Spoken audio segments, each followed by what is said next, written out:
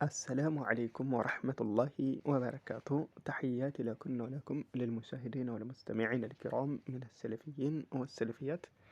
كذلك عند مسألة إن شاء الله ما استوس فلكم على سمسم من دنج حكم تهنئة لمثالي إن كان أدرساتشو يتبابلو مبابل يزي فردو من دنيا ملون انجري على الكفار بأعيادهم كفاروችን በአመት ባላቸው ጊዜ ማለት ነው እንኳን በሰላም አደረሳችሁ የሚባል ነገር አለ ማለት ነው። እንደ ተለምዶ ተደርጎ ተይዟልና ይህ እንደዚህ አይነት ድርጊት እንደት ነው? ይህ መቼም ያው ኢላ አንዳንድ ከድን እውቀት የራቁ አካላቶች ካልሆነ በስተቀር እንጂ ለሁሉም ዋضح ነው። ከውضح الشمس في ربيعة النهار ግልጽ ያለ የሆነ ጉዳይ ነው የተከለከለ ለመሆኑ ማለት ነው። በዚህም ጉዳይ የዑለሞችን አቋዋል እንኳን እንዳለመጣ ደቂቃ እንዳይረዝም ዋضح ከመሆኑም አንግል ከሚለው እንደው ለማስታወስ ያክል ይሄንን ኢንሻአላህ ርዕስ እንትን የሚለው እናም ደግሞ አይታወቅም አንዳንዶች ምናልባት ባለማወቅም በዚህ ጉዳይ ላይ እንደ ተለምዶ አድርገው ያዙ ካሉ ትምህርት ወስዱበትም ዘንድ ማለት ነው። طيب እና በጥቅሉ ካፊሮች ሲባል እንግዲህ የትኛውንም ተክሲስ የለውም ከሙስሊም ውጭ ያለን አካል የትኛውም ካፊር የሆነ አካል በአመት ባሉ እንኳን አደረሰ ተብሎ አይባልም ነው አይባልም። ያኒ እዚህ ጋር ለነይዘው የሚገባው ነጥብ ምንድነው? አይ ሰዎች እንደዚህ ካላደረግናቸው እኮ እኛን ይጠሉናል የሆነ አይወዱንም ምናምን የሚባል ነገር አለ። እንደዚህ ነው አብዛኛው ሰው ላይ የሚቀየጥበት ማለት ነው። ይህ አይነት አፍካር ደግሞ ያኒ በሸሪዓ ሚዛን ሲታይ ምን እንደተባለ እስኪ ሐዲሳዊ ነሶች ይመጣሉ በዚህ ጉዳይ ላይ ጥቅሶች ከነሱ አንዱን እንደናሙና ላስታውሳችሁ። ነቢያችን አለይሂ ሰላቱ ወሰላም ምን ይላሉ? መን التمس رضا الله بسخط الناس አሉ። ያኒ መን التمس የፈለገ رضا الله የአላህ ውደታ بسخط الناس በሰዎች ጥላቻ ሰዎች ሰውየው ቢጠሉትም እንኳ ያ ድርጊቱ አላህ የሚወደውን ድርጊት ሰውየው ከፈለገ አሉ رضي الله عنه አላህ ከሱ ያን ስራውን ይወድለታል። ይህ ብቻም አይደለም وأرضى عنه الناس ሰዎችም ያን ሰውዬ እንደወዱት ያስደርጋቸዋል አላህ ያለው በግዳቸው ማለት ነው። አላህ Subhanahu Wa Ta'ala ነገራቶችን ሁሉ አስተናባባሪ ሆኖ ጌታ ሰዎች በሰዓቱ ቢጠሉትም አላህን የሚያስወድደውን ስራ ሲሰራ ግን የዛኔ ሰዎች ቢጠሉኝም እንኳን ብሎ ማለት ነው ሰዎች እየጠሉትም ቢሆን እንኳን የአላህን ውደታ የሚያስገኝን ስራ የሰራ ምንድነው አላህ ይወደዋል። በሁለተኛ ሰዎችም እሱን እንደወዱት ያስደርገዋል። ኢማ ከጊዜ በኋላም ሊሆን ይችላል።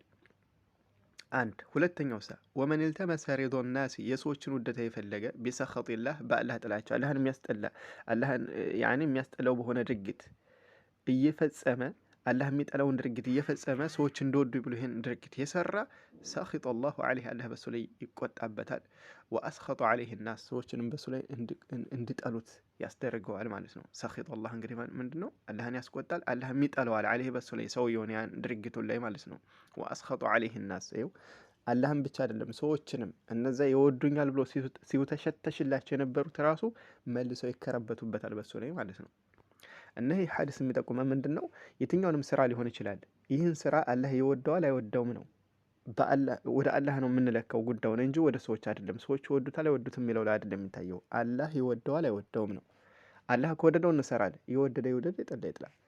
አባ መን አባ ረዲየ መን ረዲየ طيب ከዚህ አንግል ለምሳሌ አሁን አንዳንዶች የሚሸወዱ ምንድነው? አይ በአመት ባላቸው እኮ እንደዚህ ካላልናቸው ይጠሉናል እንዴ? ሰዎች የሰዎችን ታዲያ ውደታ ፈልገን አላህን የሚያስቆጣ ስራ እንሰራለን እንዴ? ይህን የሚሰራ የሆነ አካል አላህ ብቻ አይደለም እነዛም ይወዱኛል ብሎ ያሰባቸውን ሰዎች እንዲጠሉት ያስደርግበታል ማለት ነው። ይህን አንደኛ ማወቅ አለባችሁ። ሁለተኛ አንዳንድ ጊዜ አሁን እንግዲህ በአመት ባላችን ጊዜ በማዕና ዒድ አልፊጥር ወይም ደግሞ ዒድ አልአድሃ ሊሆን ይችላል። በዚህ ሰዓት ኩፋር የሆኑ አካላቶች ለምሳሌ እንኳን አደረሳችሁ ምናምን የሚሉት ቃል አለ። በዚህ ሐል ላይ ምናልባት አንዳንድ አላዋቂ አካል ስለሚወዱን ነው ያለንበትን ዲናችንን ስለወደዱት ያን ድርጊታችንን የወደዱት አድርጎ የሚስል አለ። ይህም ስህተት ነው። يقول الله عز وجل ولن ترضى عنك اليهود ولا النصارى حتى تتبع ملتهم አይሁድና ነሷራዎች ምንድናቸው? ወለን ተርዳ ፈጽሞ አይወዱም እኮ እያለ ነው። عنك اليهود ولا النصارى አይሁድም ሆነ ነሷራዎች ካንተ ሊወዱልህ አይችሉም። حتى تتبع ملتهم የነሱን መንገድና የነሱን እምነት እስከምትከተል ድረስ የዛን እንጂ ባለህበት ዲን ላይ ሆነህ ግን ካንተ ሊወዱልህ ፈጽሞ አይችልም ይላል አላሁ Subhanahu Wa Ta'ala። ኢዘን እዚህ ጋር ለምሳሌ ከእስልምና ውጭ ያሉ አካላቶች እኛን በዲናችን ጉዳይ እንደዚህ የሆነ ነገር ሲሆን እንኳን አደረሳቸው አመት ባል ሊሆን ይችላል ወይ በሶላት በተለያዩ የእስልምና ድርጊታዎች ያኔ ትእዛዛቶችን ስንፈጽም በዛ ጉዳይ ላይ እንደማበረታቻ ቃል የሚጠቀሙት ከልባቸው ወደውና አይደለም። ዋضح አድርገን መናገር ግድ ስለሆነ ነው እዚህ ጋር።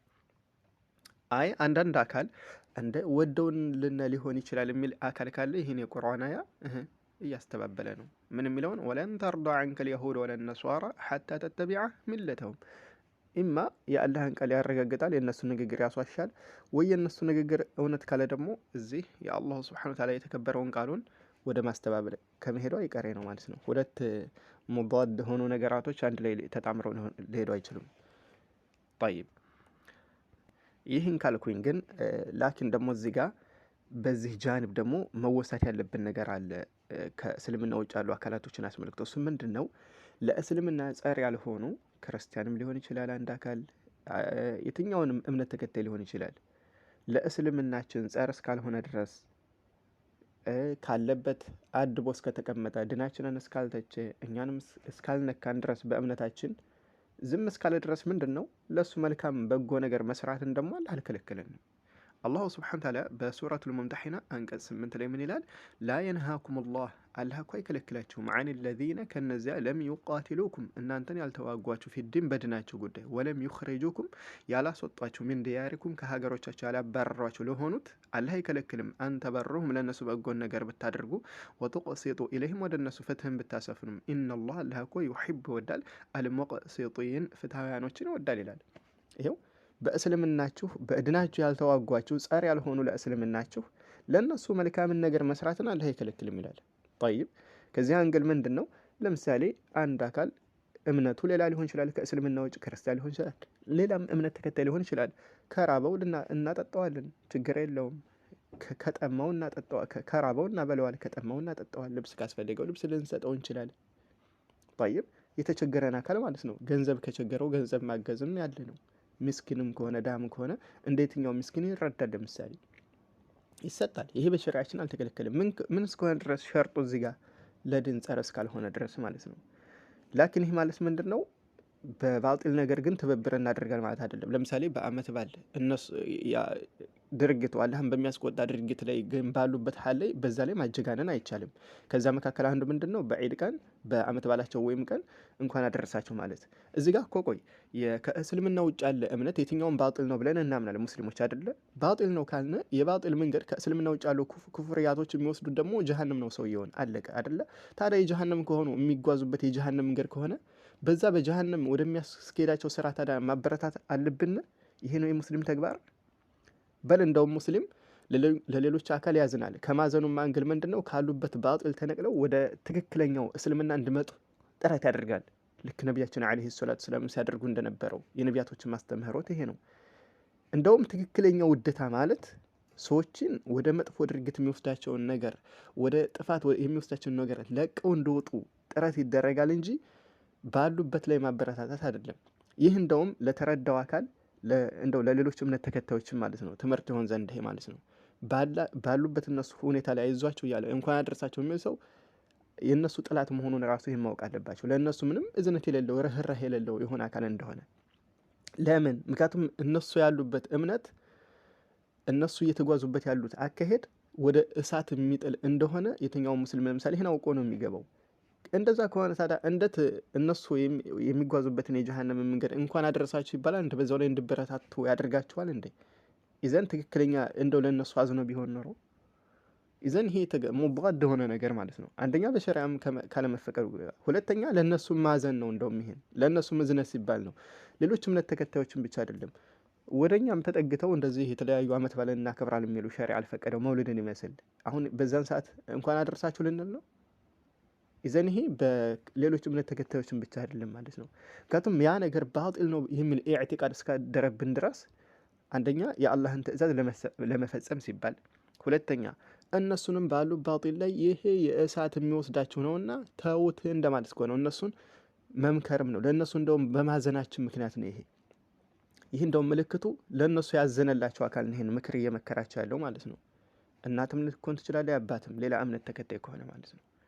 እና እንደ ናሙና ይሄን ካልኩ በእክትሷር ምንድነው አመት ባላዊ ጉዳዮች ጋር በሚያያዙ ነገር እንደዚህ አይባልም ነው። ለምን ያሉበት ነገር ባጢል ነው ብለን እስካመን ድረስ ያ ነገር ወደ እሳት እንደሚወስዳቸው እስካወቅን ድረስ በዛ ላይ አይዟቸው ማለት የለብንም። የአላህንም ቁጣ አትርፈን የእነሱንም ቁጣ በሌላ ቀን በእኛ ላይ የምናስተርፍ ነው። ምንም ጥቅም እኮ የለውም፣ ፋይዳ የለውም።